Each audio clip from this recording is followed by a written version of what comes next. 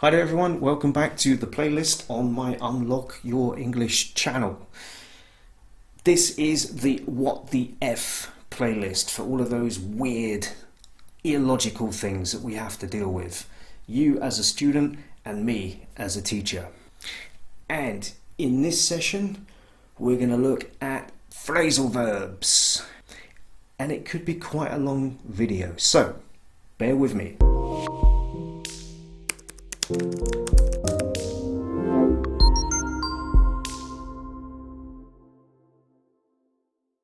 Alright, so phrasal verbs. Phrasal verbs is a subject that many people find confusing, frustrating, and try to avoid using whenever they can. I understand that, but you really should try to use them more. But there are thousands of them, okay? There's literally thousands of phrasal verbs. There are new ones being created all the time. Now, for native English speakers, phrasal verbs, we don't study them. These are things that we just learn naturally. In fact, until I was about 20 years old, I wasn't even aware that there was a name for this combination of a verb and a preposition. I had no idea what a phrasal verb was, okay? We just learn them, we pick them up in context, and it helps us to remember them. But of course, as a learner of the language from outside, you've probably seen them, covered them in an English class, or in an English course book, or in a grammar book. So you don't have that same natural way of learning as us lucky native people have. And being native, we don't have to ask ourselves the questions that you find in these course books or in a class where it's like, well, is it transitive? Is the phrasal verb transitive? Is it intransitive? Is it separable? Is it inseparable? Okay, most native people have no idea what any of that means anyway, let alone try to explain it. But I am going to try to explain it. It's going to be quite a long video, this one, so bear with me. Hopefully I don't lose you. Alright, let's start with the word transitive. Now, what the F is a transitive phrasal verb? Well, basically, if it's transitive, it just means that it requires a direct object. And if it's intransitive, it doesn't require a direct object. Let me give you an example. In the morning, I get the kids up for school. In the morning, I get up at 6 o'clock. We're using the same phrasal verb, get up. In the first example, it's transitive because I used the direct object, the kids, so I get the kids up.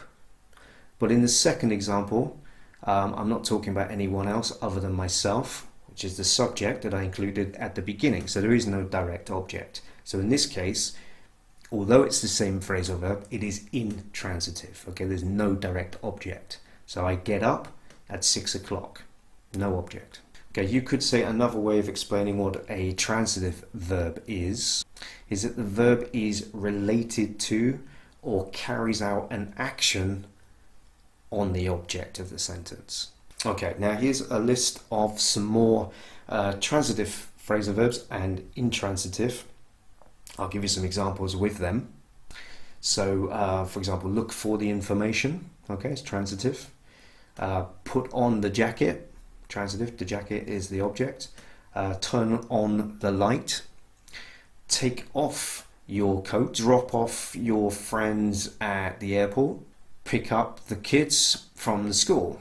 The intransitive examples: please sit down. Drop by when you can. Let's eat out tonight. I'm going to go back tomorrow. Don't eat so much cake because you might throw up. Now, you could also say that some of those phrasal verbs could also be called prepositional verbs.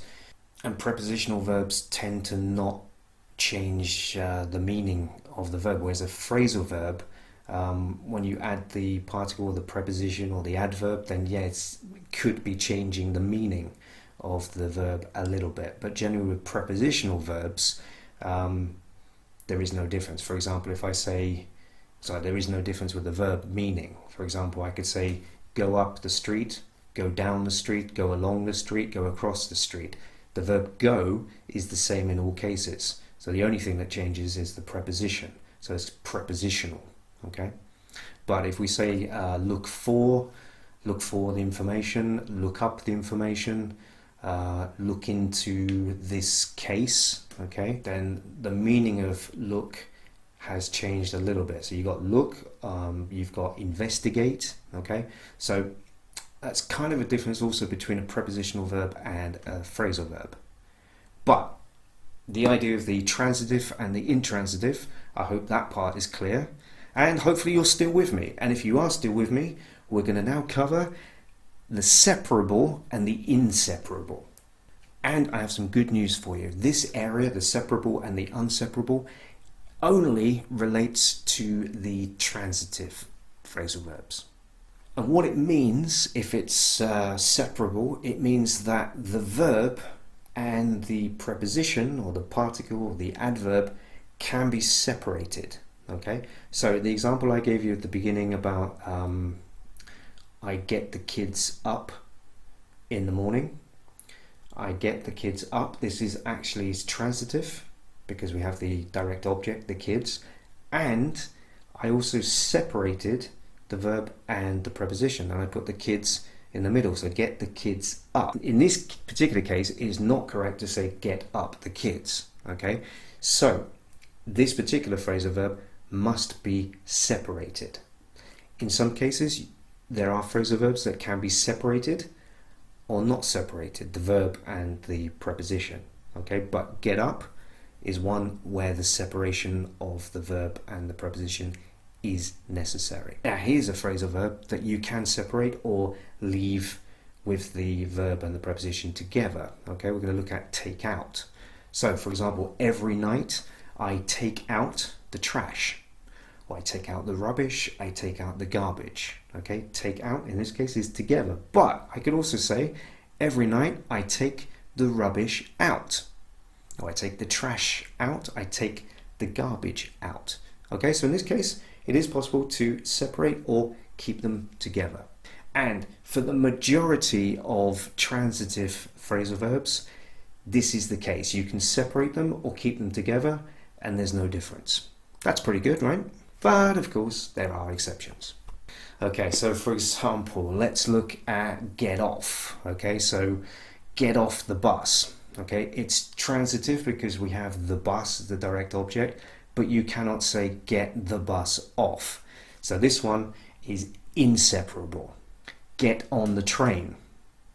Get on must be together.